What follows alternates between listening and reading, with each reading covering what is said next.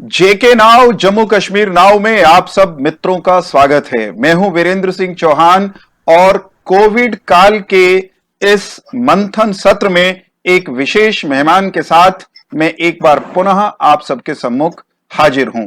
आज के हमारे मेहमान किसी परिचय के मोहताज नहीं, डॉक्टर विनय सहस्त्रबुद्धे जी भारतीय जनता पार्टी के राष्ट्रीय उपाध्यक्ष हैं। देश की सबसे बड़ी पंचायत जिसे कहा जाता है, यानी हमारी संसद और उसका भी ऊपरी सदन राज्यसभा के आप माननीय सदस्य हैं। जाने माने चिंतक, विचारक, राजनेता, लेखक डॉक्टर विनय सहस्त्रबुद्धे जी का इस कार्यक्रम में आइए मिलकर स्वागत करते हैं। डॉक्टर विनय सहस्त्रबुद्धे जी, कोरोना का संकट जैसे ही देश पर आया, लॉकडाउन में देश चला गया, तो समाज के जरूरतमंद तबके तक सहायता पहुंचाना, राहत पहुंचाना एक बड़ी चुनौती के रूप में हमारे सामने आया। सरकार ने अपने ढंग से काम करना शुरू किया, सामाजिक संगठन अपने अंदाज में काम पर जुटे। आपके मार्गदर्शन में I can India Covid action network नाम से एक देशव्यापी अभियान शुरू हुआ। ये क्या अभियान है, क्या इसके अंतर्गत चलता है, हमारे मित्रों को बताइए। मार्च के 25 तारीख के बाद पूरे देश भर में लॉकडाउन का अमल हो गया और शुरुआती दौर में ही आया था कि इस लॉकडाउन के कारण बहुत सारे जो हमारे उपेक्षित समुदाय के लोग हैं, भाई बहन है जी, मजदूर है, जो हर रोज की कमाई पर अपना पेट पालते हैं, ऐसे सारों के लिए बहुत बड़ी समस्याएं निर्माण होने वाली है जी डॉक्टर साहब। और इसलिए भारतीय जनता पार्टी समेत कई राजनीतिक दलों ने कुछ करने की कोशिश की। बीजेपी के द्वारा हर पार्टी के यूनिट को और कार्यकर्ता को यह कहा गया है कि आपका यह दायित्व बनता है कि कोई भी व्यक्ति भूखा न सोए, और इसलिए फीड द नीडी नाम का एक कार्यक्रम भी पार्टी ने हाथ में लिया जी। मगर ये सारा जब चल ही रहा था तब एक ध्यान में आया, मतलब लगभग 2-4 दिनों में ही, कि एक और इस त्रासदी की विकरालता को देखते हुए बहुत सारे लोग इसमें कुछ न कुछ हमारे वंचित भाई बहनों के लिए करना चाहते हैं। उनकी धन देने की या किसी न किसी पद्धति से सहयोग देने की मुद्रा है, और दूसरी ओर एक बड़ा समुदाय ऐसा है कि जिनको इस तरीके की सहयोग की आवश्यकता है। इसलिए जो सहयोग दाता है और जो सहयोग स्वीकारने वाला समूह है, इनको आपस में मिलाने वाला कोई तंत्र होने की आवश्यकता है जी। हेल्प गिवर्स और हेल्प सीकर्स। और इसलिए हमने एक चर्चा में एक बिंदु रखा कि क्या हम इंटरनेट के माध्यम से इसको क्या जोड़ सकते हैं, साथ ला सकते हैं। फिर हमारे रामभाऊ महागी प्रबोधिनी के कार्यकर्ताओं ने ये India CoWIN action network, I can ऐसा इसका शॉर्ट फॉर्म होता है, इसको विकसित किया और विगत लगभग 1.25 महीने से ये काम चल रहा है। और जो मैं देख रहा हूं कि हजारों की संख्या में लोग इसके साथ जुड़े हैं। अभी 3 पद्धति से ये काम चलता है, मतलब 3 उसके अंग है एक दृष्टि से। एक तो वो वर्ग है कि जो किसी न किसी रूप में सहयोग करने की मुद्रा में है। वो वेबसाइट पे जाके कहते हैं कि मुझे भोजन अगर कहीं अपर्याप्त है तो मैं कोई अनाज की व्यवस्था कर सकता हूँ, मैं किसी को अगर ट्यूशन चाहिए तो मैं ट्यूशन दे सकता हूँ। जो भी कर सकते हैं वो वहां पर जाके लिख देते हैं। दूसरी ओर जिनको सहयोग चाहिए, अभी जो सहयोग जिनकी आवश्यकता है, मान लीजिए भूखे हमारे कुछ प्रवासी मजदूर हैं, वो तो इंटरनेट पे जाके शायद नहीं कह पाएंगे जी। मगर उनकी जानकारी जिनको है वो वहां पर लिख देते हैं कि हमारे पड़ोस वाले और देहात में इतने इतने लोगों को अनाज नहीं मिलता और उसके कारण बड़ी समस्या होती है। तो ये जब ध्यान में आता है तब हमारा एक तीसरा वर्ग आगे आता है जिसका नाम है वॉलंटियर। तो ये जो वॉलंटियर है वो हेल्प गिवर को हेल्प सीकर के साथ जोड़ने का काम करता है।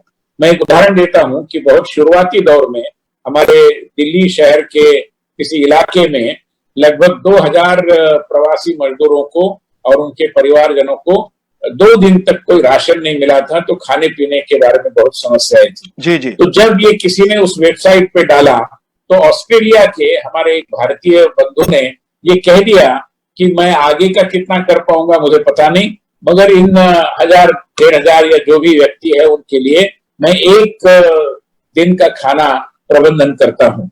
फिर लोगों ने उसको उसका बजट निकाल कर बता दिया, उसने उतनी राशि किसी माध्यम से भेज दी और उन सारे हमारे प्रवासी मजदूर भाइयों को भोजन दिलाना संभव हो पाया।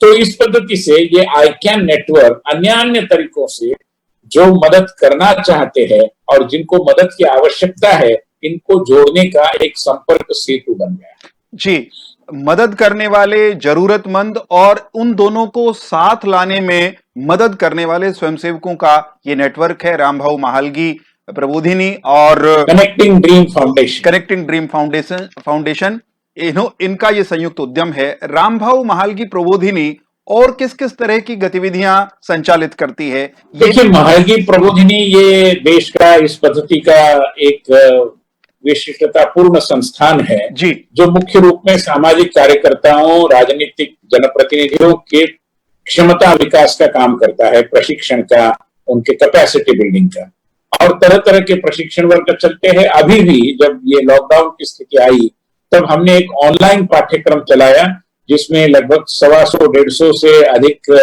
छात्र सहभागी हुए थे, जो पाठ्यक्रम certificate course in political assistantship इस रूप में सामने आया। क्या होता है कि राजनीति में आजकल नेताओं के साथ सहयोगियों का एक समूह रहता है, जो कि आवश्यक है क्योंकि उनकी व्यस्तता इतनी बड़ी है और राजनीतिक काम के आयाम बहुत विकसित हुए हैं। तो ऐसे सहयोगी के रूप में जो लोग जाते हैं, कई बार नेता की तुलना में ये सहयोगी ज्यादा हानिकारक हो जाते हैं। वो नेता को सहयोग करने बजाय उसकी छवि को धूमिल भी कर देते हैं अगर असमंजस है तो, अगर उनके इरादे गलत है तो। और इसलिए उनकी प्रेरणा की पवित्रता बरकरार रहे, उनके अंदर कुशलता का सृजन हो और वो एक अच्छे कार्य निष्पादन की क्षमता को विकसित कर पाए, इसलिए ये पाठ्यक्रम बनाया। जैसे जो अब तक ऑफलाइन चलता था, अभी इस पहली बार ये ऑनलाइन चलाया गया और बहुत अच्छी मात्रा में देश के कई नौजवानों में उसमें भाग लिया जो राजनीति में अपना करियर करना चाहते हैं। तो इस पद्धति से पाठ्यक्रम चलाना, कोई शोध कार्य हाथ में लेकर उसको अंजाम देना, ऐसे तरह तरह के काम, मुख्य रूप में प्रशिक्षण, प्रबोधन और शोध, ऐसे 3 आधारों पर रामभाऊ महालगी प्रबोधिनी के काम विगत लगभग 38 सालों से चल रहा है। डॉक्टर सहस्त्रबुद्धे, भारत की कोविड के खिलाफ जो रणनीति है, समर नीति है, उसकी आमतौर पर देश के बाहर भी खूब सराहना हुई है। ऐसे कौन कौन से उसके खास बिंदु हैं जिसके कारण से दुनिया ने उसे बहुत विश्वास की निगाह से देखा है? सबसे महत्वपूर्ण बात है कि ऐसी त्रासदी से जब ऐसे संकटों से जब देश घिरा हुआ होता है तो देश विश्वसनीय नेतृत्व का होना बहुत आवश्यक होता है, क्योंकि लोगों के अंदर एक कंफ्यूजन सा होता है, असमंजस की स्थिति होती है, भरोसा टूट जाता है, लोग विचलित होने लगते हैं, क्या सही क्या गलत इसके बारे में भ्रम निर्माण होता है। तो ऐसी स्थिति में जिनके ऊपर लोग यकीन कर पाए, ऐसा नेतृत्व होना सरकार के अंदर ये बहुत जरूरी होता है। मैं मानता हूं कि हमारे देश में प्रधानमंत्री माननीय नरेंद्र मोदी जी के द्वारा जो नेतृत्व हमें दिया जा रहा है, उसकी गुणवत्ता इन सारी कसौटियों पर निखर कर आई है। और इसलिए एक विश्वसनीय नेतृत्व के कारण जैसे हमने देखा कि न केवल 2 बार लॉकडाउन के प्रधानमंत्री के आह्वान को जनता ने पूरा 100% न केवल माना मगर उस पर काम किया, उसका अवलंब किया। और जब सरकार को यह ध्यान में आया कि केवल इतने से नहीं चलेगा, एक और दौर और लॉकडाउन का करना चाहिए जो आज से प्रारंभ हुआ है, तो उसको भी मैं मानता हूं कि लोगों ने बहुत सकारात्मकता से देखा है, स्वीकारा है, क्योंकि लोगों का एक भरोसा है कि नहीं, ये व्यक्ति जब देश के प्रधानमंत्री के दायित्व को निभा रहे हैं तो निश्चित रूप में इन्होंने सब सोचा है और हमारे कल्याण की बात उनके मन मस्तिष्क पर सबसे ऊपर है। तो ये यकीन, भरोसा रहने वाला नेतृत्व, ये पहली बात है भारत के सफलता के कारणों को अगर हम ढूंढेंगे। दूसरा है कि इसी नेतृत्व ने जो जन सहभागिता सुनिश्चित की। देखिए, लोगों को भी ये लगना चाहिए कि इस लड़ाई में हम सैनिक हैं, मैं सैनिक हूं, मैं छोटे से छोटे काम से कर सकता हूं। गांधी जी ने कहा कि नमक उठाओ और उसके कारण स्वाधीनता मिलेगी, तो लोगों ने वो किया। प्रधानमंत्री जी ने भी इसी प्रतीकात्मकता का उपयोग करते हुए पहले दीप जलाने के बारे में या थाली नाद करते हुए कृतज्ञता को अभिव्यक्त करने के बारे में काम किया, जिसको लोगों ने बहुत हर्ष से स्वीकारा, प्रामाणिकता से वो सहभागी हुए। इसलिए जन सहभागिता हर स्तर पर, हर पद्धति से, आज आप कई देहातों में जाकर देखेंगे, देहात में रहने वाले मेरे कई मित्र मुझे बता रहे हैं कि देहातों में एक स्वच्छता का अभियान शुरू हुआ। अभी देहाती लोग भी इतने जागरूक हो गए, वो बताते हैं कि भैया थूकना नहीं इधर उधर, पान खाओगे और थूकोगे और देश में ये और गांव में हमारे महामारी फैलाओगे तो बिल्कुल चलेगा नहीं। ये जो एक संस्कार निर्माण हुआ है सामूहिकता का और उसके कारण स्वच्छता का, मैं मानता हूं कि ये भी एक महत्वपूर्ण बात है जन सहभागिता के कारण। तीसरा है कि भारत सरकार ने बहुत अच्छे तरीके से देश के आंतरिक प्रबंधन का पूरा दायित्व तो निभाया ही है। जैसे हम जानते हैं कि एक तरीके का लचीलापन भी रखा है, आवश्यकता के अनुसार रियायती भी देते गए। अभी ग्रीन जोन, ऑरेंज जोन और रेड जोन के मुताबिक कई व्यवस्थाएं लग गई है। जहां जिनको जाना जरूरी था तो घुमंतु या समाज के लोग या हमारे अटके हुए छात्र या प्रवासी मजदूर, इनके जाने आने के प्रबंधक की व्यवस्था भी लग गई है। तो और दूसरी ओर जो स्वास्थ्य के मोर्चे पर होना चाहिए था, उस पद्धति से चाहे पीपी किट उपलब्ध कराना, चाहे टेस्टिंग कराना, इसमें जो बढ़ोतरी लाना जरूरी था, उसको भी समय रहते सरकार ने अमल में लाया है। प्रधानमंत्री ने हर 15 दिन में और हमारे मुख्यमंत्रियों के साथ लंबा वार्तालाप किया है ताकि फेडरलिज्म का जो स्वर है वो बुलंद होता रहे। और अंतिम बात यह है कि विश्व समुदाय का भी एक दृष्टि से हमने नेतृत्व किया है। जिस पद्धति से प्रधानमंत्री के साथ बातचीत करने के लिए कई हमारे राष्ट्र नेता, राष्ट्रों के प्रधानमंत्री उत्सुक थे, स्वयं प्रधानमंत्री ने भी कुछ लोगों से बात की, तो विश्व समुदाय जब एक बड़ी कठिन दौर से गुजर रहा था, तब सार्क की एक वीडियो बैठक बुलाते हुए, G20 का एक वीडियो मंथन कराते हुए और विभिन्न देशों के साथ संपर्क न केवल स्थापित करना, उनको दवाइयों की जरूरत थी तो दवाइयां भी उपलब्ध कराते हुए, मैं मानता हूं कि भारत सरकार ने विश्व समुदाय के नेतृत्व का दायित्व भी निभाया। जी डॉक्टर साहब, विश्वसनीय और दूरदृष्टि वाला नेतृत्व जहां इस संग्राम में हमारी लड़ाई है, वहीं उसी नेतृत्व ने कुछ बिंदुओं की तरफ संकेत किया है जिन पर देश को फोकस करना है। उसमें स्वदेशी और आत्मनिर्भरता, प्रधानमंत्री जी ने स्वयं इस ओर इंगित किया है। हमारी तैयारी देश को आने वाले दिनों में और इस संकट के दौर में भी आत्मनिर्भर बनाने की दिशा में कैसी है, क्या है? देखिए, भारत सरकार ने इसके लिए बड़ी तत्परता से काम करना प्रारंभ किया है। उत्तर प्रदेश सरकार ने तो उसके लिए कार्यदल बिठाया है और कई पड़ोसी देशों से जो निवेशक वहां का निवेश निकालते हुए भारत में आकर निवेश करना चाहते हैं, उनके लिए एक स्वागत की भूमिका केंद्र सरकार और उत्तर प्रदेश जैसे कई राज्य सरकारों ने ली है। उसके लिए पूरे तरीके की तैयारियां हो रही है। कई बातों में, जैसे हमारे यहाँ के श्रमिकों के बारे में कुछ कानून है, तो श्रमिकों की सुरक्षितता तो रहे और उद्यमिता के लिए बढ़ावा होने के लिए जो आवश्यक लचीलापन है वो भी निर्माण हो। इन दोनों पद्धति से काम किया जा रहा है। निवेशकों के लिए भी कोई सुविधाएं उत्पन्न की जा रही है। तो भारत सरकार इसके प्रति पूरे तरीके से सचेत है कि जो निवेशक चाइना से निकलकर यहाँ आना चाहते हैं, उनके लिए हमें, जिसका शब्द प्रयोग किया जाता है कि प्लग एंड प्ले, मतलब जगह पूरी तैयार है, आपको आके बस अपना कारखाना लगाना है, बाकी आपको कुछ करना नहीं। इस पद्धति के एक प्रारूप पर, एक मॉडल पर मैं मानता हूं कि मेरी जानकारी है कि बहुत गंभीरता से विचार हो रहा है और अन्य विभागों के लोग उसमें लगे हुए हैं। इसी के साथ साथ मैं मानता हूं कि बहुत बड़े पैमाने पर रोजगार के अवसर भी देश और विदेश में निर्माण होने की संभावना मुझे पूरी तरीके से दिखाई दे रही है, क्योंकि ये कोविड के चलते जैसे कुछ उद्योगों पर विपरीत परिणाम होगा तो कुछ उद्योगों पर बहुत अनुकूल परिणाम भी होगा। ऐसा नहीं होता कि किसी के ऊपर अनुकूल नहीं होता। तो जैसे अभी हम देख रहे हैं कि बहुत सारे ऑनलाइन कोर्सेज की चर्चा हो रही है, तो जितने सारे हमारे एनिमेटर्स है, छोटे छोटे फिल्म मेकर्स है, पाठ्यक्रम को बनाने की विधा को जानने वाले लोग हैं, इनको प्रचुर मात्रा में काम मिलने की संभावना है। तो इस तरीके से मैं मानता हूं कि एक चुनौती को अवसर में परिवर्तित करने का काम सरकारी जो भी विभिन्न संस्थान हैं उनके माध्यम से बहुत प्रामाणिकता से शुरू हुआ है।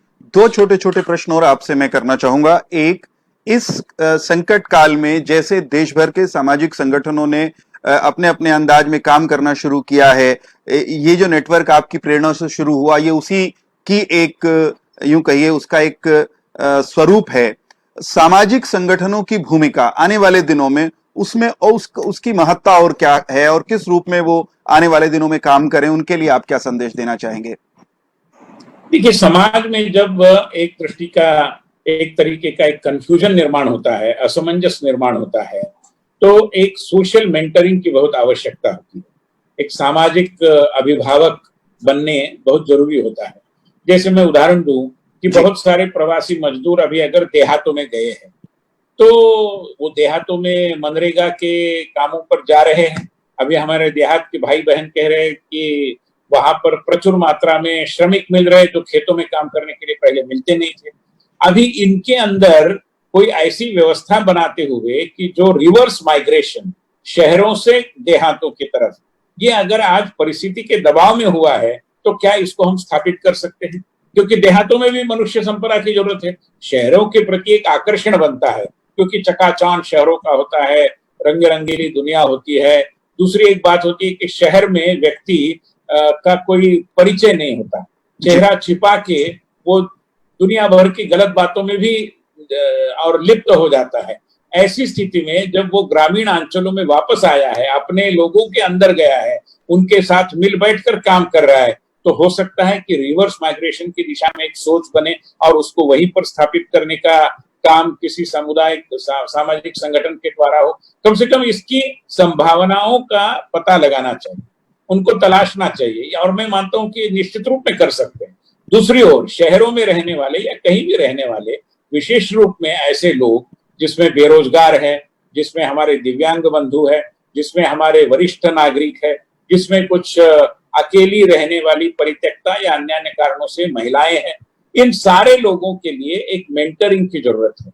तो इनको वो कोई आपका दरवाजा खटखटाते हुए आएंगे नहीं, मगर हमें पता होना चाहिए, अगर हम सामाजिक कार्यकर्ता है, संवेदनशील है, हम उन हम तक पहुंचे, इनिशिएटिव लेकर उनके पास जाए, उनका सुने, उनके दुख दर्द को मिटाने की कोशिश करें, और कुछ न कुछ रोजगार के या जिसको हम कहेंगे कि आजीविका के साधन उनको उपलब्ध कराने की हम कोशिश करें। डॉक्टर साहब, एक हमारे साथी हैं फेसबुक पर, वो पूछ रहे हैं, मिलिंद धारवाड़कर, कि ये जो अवसर है मैन्युफैक्चरिंग सेक्टर के लिए भारत में, ये ब्लेसिंग इन डिस्गाइज की भांति इसको देखा जा सकता है क्या? और इसी के साथ मैं अपना अंतिम प्रश्न भी जोड़ देता हूं कि नौजवान जिसको रोजगार पर संकट दिखाई देता है, जो भविष्य को लेकर ये सोच के चिंतित है कि इकोनॉमी को नीचे जाना है, उसे इस दौर में भारत के नौजवान को किस तरह से अपनी तैयारी करनी चाहिए, खुद को तैयार करना चाहिए? देखिए, दो तीन तरीके की बातें हैं। एक तो इसके कारण मैं नहीं मानता कि बहुत लंबे समय के लिए ये परिणाम रहेंगे, मगर हाँ, ये बात सही है कि आने वाले 5-6 महीने के लिए तो रहेंगे ही रहेंगे। तो ऐसी स्थिति में युवाओं को सोचना चाहिए कि घर बैठे हम कोई ऑनलाइन प्रशिक्षण, कोई शिक्षण, कोई दीक्षा ले सकते हैं क्या, हमारी कुशलताओं का और कुछ विकास हम कर सकते हैं, और ढेर सारे विकल्प उपलब्ध है युवाओं के लिए। उसी तरीके से जो उद्यमिता का एक जो मार्ग है, उसको अपनाने की दृष्टि से हम क्या क्या कर सकते हैं, इसके बारे में भी सोचना चाहिए। देखिए, भारत के प्रति, और मैं जब वैश्विक कॉन्टेक्स्ट का अगर चिंतन करूं, उसके ऊपर निगाह डालूं, तो भारत की विशेषता क्या है कि यहाँ पर हम अतिरिक्त व्यक्तिवादी भी नहीं है और अतिरिक्त सामूहिकतावादी या समाज की वरीयतावाद के पक्ष में भी नहीं है। हम व्यक्ति और समाज के रिश्ते को बहुत संतुलित दृष्टि से देखते हैं। इसलिए जो विदेश के लोगों को शायद एक मानसिक कुंठा का अनुभव होगा अकेले रहते हुए, वो भारत के व्यक्ति को नहीं होगा, क्योंकि वो हमेशा मन से, भावना से जुड़ा हुआ रहता है, चाहे वो फिजिकली अकेला हो, मगर वो जुड़ा हुआ रहता है। तो ऐसी स्थिति में विश्व समुदाय के अंदर भारतीय सामाजिक व्यवस्था, भारतीय पारिवारिक व्यवस्था, भारत की कलाएं, भारत की लोक कलाएं, भारतीय व्यंजन, इनको सिखाना और इनके बारे में प्रशिक्षण का कोई एक मार्ग अपनाना, प्लेटफॉर्म ये भी तय किया, तो इतना काम है लोगों के लिए कि पूछो मत, ये स्थिति है। थोड़ा सा हमें चाहिए कि ऐसी स्थिति में कौन कौन से कामों को किया जा सकता है, इसका एक बार अपना ही एक इनफॉर्मल सर्वेक्षण करते हुए नए व्यावसायिक अवसर जो आ रहे हैं उनके बारे में थोड़ी सी अपनी एक अपना एक आकलन बनाना चाहिए और उस पद्धति से अगर हम काम करें, जैसे अभी कोचिंग क्लासेस चल नहीं पाएंगे तो कोचिंग क्लासेस के लिए हम कोई अलग विकल्प ढूंढ सकते हैं क्या? ट्रैवल और टूरिज्म, इसमें कुछ क्या परिवर्तन कर सकते हैं क्या? सामूहिक टूरिज्म नहीं होगा, बसों भर के लोग ले चले हैं शिमला में, ऐसा नहीं होगा, मगर शिमला के घरों में एक एक परिवार का रहना तो हो सकता है ना, आज भी वो तो चलता ही है। तो हम ऐसा जिसको विकेंद्रित पद्धति से छोटे छोटे समूह में, क्योंकि पर्यटन ये तो समाज की आवश्यकता रहने वाली है, कोचिंग क्लास ये तो आवश्यकता रहने वाली है। हाँ, ये सही है कि हम किसी महाशिवरात्रि के दिन और महाकालेश्वर में जाके अभिषेक नहीं कर पाएंगे, मगर क्या हम किसी अन्य पद्धति से महाकालेश्वर का दर्शन आपके घरों के अंदर करा सकते हैं क्या? ऐसे अन्य अन्य, और मैं मानता हूं कि जिसमें प्रौद्योगिकी का भी और एक समावेश किया जा सकता है, अपनी क्रिएटिव शक्ति का भी उपयोग किया जा सकता है और समाज की आवश्यकताओं को भी हम ध्यान में लेते हुए कुछ नई रणनीति अपना सकते हैं। डॉक्टर विनय सहस्त्रबुद्धे, आपने अपने व्यस्ततम दिनचर्या में से समय निकाला जेके नाउ के साथ संवाद करने के लिए। चलते चलते 4 वाक्यों में कोविन नेटवर्क है, इसके साथ जुड़ने के इच्छुक नौजवान सामाजिक कार्यकर्ता हैं, वो क्या करें, उन्हें राह दिखाते चलें। वैसे हमारा नौजवान बहुत सचेत है, बहुत जागरूक है, वो सुनता रहता है, देखता रहता है और अपना मन उसका पहले से किसी निर्णायक मोड़ पर आता ही रहता है। इसलिए जरूरी नहीं कि हर समय कोई मार्गदर्शन उसको दिया जाए, मगर मैं केवल इतना ही कहूंगा कि ये समय है कि हमारे संवेदनशीलता के एंटेना को शार्प करें। जी, अगर हम संवेदनशीलता को भूल बैठेंगे तो इस तरीके की महामारी का सामना करना बड़ा मुश्किल होगा। औरों की पीड़ा से हमें दुख नहीं होगा, और जो पीड़ पराई जानी रे, ये जो बापूजी के द्वारा प्रचारित भजन का जो अंश है, उसका जो अर्थ है, उसका जो संदेश है, उसको हम ग्रहण नहीं कर पाएंगे तो मैं मानता हूं कि हो सकता है ये महामारी तो समाप्त होगी, मगर मानवता के सम्मुख जो संकट है उस पर हम काबू नहीं पाएंगे। जी, बहुत बहुत धन्यवाद डॉक्टर विनय सहस्त्रबुद्धे। और डॉक्टर विनय सहस्त्रबुद्धे के इस संदेश के साथ दोस्तों आज के इस चर्चा सत्र को हम यहीं विराम देते हैं। सबको नमस्ते।